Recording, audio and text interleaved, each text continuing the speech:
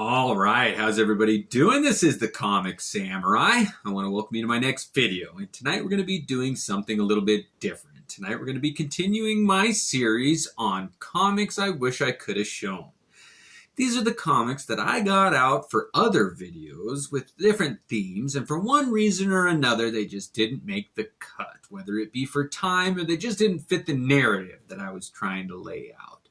But I'd be remiss and I would regret not showing them before I put them back in their long boxes. So let's go ahead and jump right in. First up, we got this Fantastic Four number 348, and it's got a beautiful cover done by Art Adams. And I really wanted to show this one in my white covers video, but somebody had already shown it in one of theirs, and I showed it in a couple of previous ones, but this is one of my all-time favorite covers. I really like that team up of Spider-Man, Incredible Hulk, Ghost Rider, and Wolverine. One of my favorites. Next up, we got Gen 13, number 5. And this has got another beautiful white cover done by J. Scott Campbell. So I thought about using it for that video, and I also thought about using it for the legs video. I really like Fairchild's legs on this cover. But I used a different one that had the arching legs trope, where you get to see through their legs, and the image is kind of shot from the back. But I'd be remiss if I didn't show this one. I love that. She's also got a sword in her hand. So I was this close to using it in my sword video. Next up, we got Fantastic Four, number 276. And this is a beautiful black and white cover done by John Byrne. And again, it's another one that just didn't quite make the cut. It didn't fit my narrative for my white cover comics, but I had to just show it one more time. It's one of my favorites. Next up, we got Happy number 1, and this is a Derek Robertson cover. He's one of my favorites. I love this series. I wish that TV series, I don't know if it was Netflix or what, but they did make a couple episodes of it, but I don't think they've ever completed it. This was just a great series, and I think it's underrated. And what a great white cover this one had. Next up, we got The End, Marvel, number 6. And this has got a beautiful cover that isolates Thanos on the cover. And it really reminds me of that Infinity Gauntlet number 4 that has him isolated with a black background. So I almost showed this on the white one, but for some reason it just didn't fit the narrative. But I couldn't go without giving it a little time in the spotlight. Next up, we got Ghost Rider, number 21, and I regret not showing this one in my white covers more than any other. This Joe Quesada cover has an image of Ghost Rider that's been impaled by a stake, and the way that his limp body is resting on that spear is so just provocative. It is the way that a body would lay if it had been removed from its consciousness. And I like this image. Joe Quesada did a great white cover on this one. It's actually become one of my favorites. I do like that. Next up, we got Spawn 21. And I wish I could have showed this one in my white covers. This one really illustrates what a great graphic designer Todd McFarlane was, as well as an illustrator. He had an ability to place his subjects on the page just as well with other shapes like that rectangle and this bottom that's been deleted there. It really is a great piece of art that is graphically well done, that really shows off Todd McFarlane's graphic design sensibilities. Next up, we got Image 0, number 0. Now this, I almost showed in my white cover. It's just got all of the Image founders doing work on their signature characters here on the cover. And I really want to show it in my controversial comic book covers also. There's a story for this one, so look for it again. But I just love this cover, and it was hard to come by. It's not too hard to find now, but to get it when it came out, you had to cut coupons out of all your early Image comic books, and people were remiss to do that. So I had to feature it right here. I love the story behind that, so stay tuned.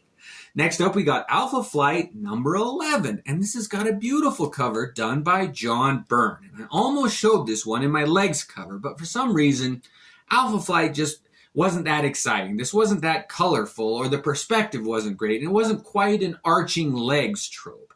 So I passed on it. And when I got to this next one, Alpha Flight number 25, I thought, that's funny. I thought I just turned this comic book down for that video. That's weird. And I went on. But looking back, I realized that the reason that one looks so familiar is because it's actually an homage to that earlier Alpha Flight comic. I really like how the foreground and background have switched from the silhouettes. In one's a silhouette, and in the other's a silhouette. But I should have featured this one in my homage cover series because I really liked those two together. What a great set of covers those are. Next up, we got the New Avengers Illuminati #1. And this has got a shot of all of the big names, the leaders of the Marvel Universe. And this was the introduction of the Illuminati, I believe. But if not, it's an early appearance of them. But it's a great cover.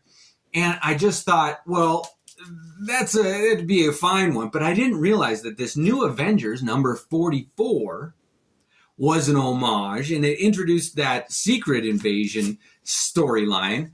And it's actually got an homage cover to this one where all of the Illuminati is done up as Skrulls. And I really like how they're kind of mirror images of each other, like a version of the Marvel Universe if the leaders were taken over by the Skrulls. And that's kind of a scary thought.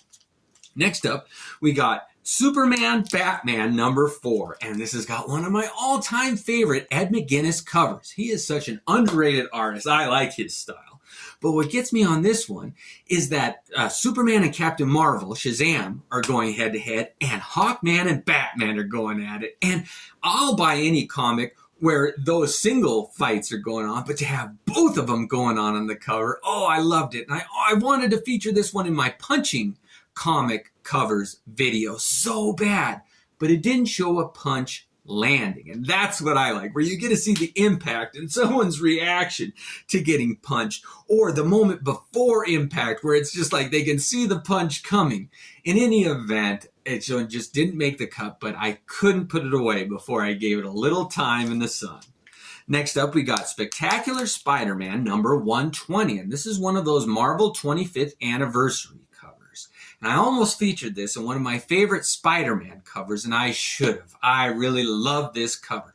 One of my favorite tropes of all time in comic book covers is the halvesy-halvesy, where you get a character and you can cover up half of the image and imagine what they'd look like, and then you get to cover up the other half and see what it'd look like. And I love doing that and imagining what they'd look like if the whole image was drawn. Those are so fun for me. I love it when there's either just a split down the middle or else half of their costume is torn off. And that's one of my favorites. What a fun one that is. Next up, we got Uncanny X-Men #258. And I made a top 5 Wolverine comic book covers video. And if I'd have made a top 6, this one would have been in it. It's just a beautiful Jim Lee cover where Wolverine is fighting the Mandarin. And he, in my mind, was always an Iron Man villain. So to see him go against the X-Men, and in particular Wolverine, really got my interest up, because I love it when a villain that is usually associated with one superhero fights another superhero. And this is a great example of that. I mean, Jim Lee, his early work on the X-Men, it's one of my favorites. The coloring on this one, too. What a great cover that is. All right, I always save the best for last. And last up is one of my all-time favorite X-Men, comic covers and comics in general. This is X-Men, Uncanny X-Men #212. And this is the very first meeting between Wolverine and Sabretooth. And it's got one of the most beautiful black covers done by Barry Windsor Smith. And for so many years as a young collector, this was my great white whale. I searched for this one. I had a copy, but whoever owned it before me loved this comic. And so I wasn't afraid to love it too. I must have read this comic book 20 times. And by the time I was done with it, it was pretty much a rag. So I finally found a couple more beautiful copies, and it's become one of my all-time favorite comic books. And I couldn't put it away before I showed it one more time. So thank you for joining this in my part 2. I got a part 3 coming with more comics that I just had to show. So join me then. Anyway, thanks again. Have a great night.